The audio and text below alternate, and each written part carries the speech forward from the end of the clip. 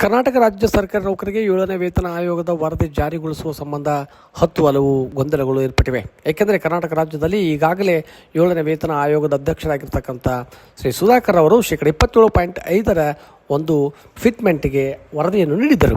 ಆ ವರದಿಯನ್ನು ಸ್ವೀಕರಿಸಿದ ನಂತರ ಕರ್ನಾಟಕ ರಾಜ್ಯದಲ್ಲಿ ಚುನಾವಣಾ ನೀತಿ ಸಂಹಿತೆ ಜಾರಿಗೆ ಅದು ಪ್ರಯುಕ್ತ ಮಾನ್ಯ ಮುಖ್ಯಮಂತ್ರಿಗಳು ಆ ವರದಿಯನ್ನು ಪರಿಶೀಲನೆಗಾಗಿ ಆರ್ಥಿಕ ಇಲಾಖೆಗೆ ಕಳಿಸಿದರು.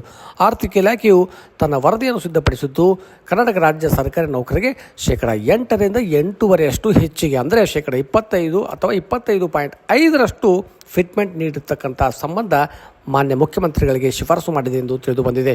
ಹಾಗಾಗಿ ರಾಜ್ಯ ಸಚಿವ ಸಂಪುಟದಲ್ಲಿ 25ರಿಂದ 25.5ರವರೆಗೆ ಒಂದು ಫಿಟ್ಮೆಂಟ್ ಹೆಚ್ಚಿಸತಕ್ಕಂಥ ಆದೇಶ ಹೊರಡಿಸುವ ಸಾಧ್ಯತೆ ಇದೆ. ಇದರ ಮಧ್ಯೆ ಕರ್ನಾಟಕ ರಾಜ್ಯ ಸರ್ಕಾರಿ ನೌಕರರು ಕೂಡ 27.5 ಫಿಟ್ಮೆಂಟ್ ಕಡಿಮೆ ಆಗಿದ್ದು 35ರಷ್ಟು ಫಿಟ್ಮೆಂಟ್ ನೀಡಬೇಕು ಅಂತ ಬೇಡಿಕೆಯನ್ನು ಕರ್ನಾಟಕ ರಾಜ್ಯ ಸರ್ಕಾರಿ ನೌಕರ ಸಂಘದ ರಾಜ್ಯಾಧ್ಯಕ್ಷರಾಗಿರ್ತಕ್ಕಂಥ ಸಿ ಷಡಕ್ಷರಿ ಅವರು ನಿನ್ನೆ ಒಂದು ಆರ್ಥಿಕ ಇಲಾಖೆಯ ಮುಖ್ಯ ಕಾರ್ಯದರ್ಶಿಗಳು ಭೇಟಿ ಮಾಡಿ ಅವರು ಒಂದು ಬೇಡಿಕೆಯನ್ನು ಸಲ್ಲಿಸಿದ್ದಾರೆ.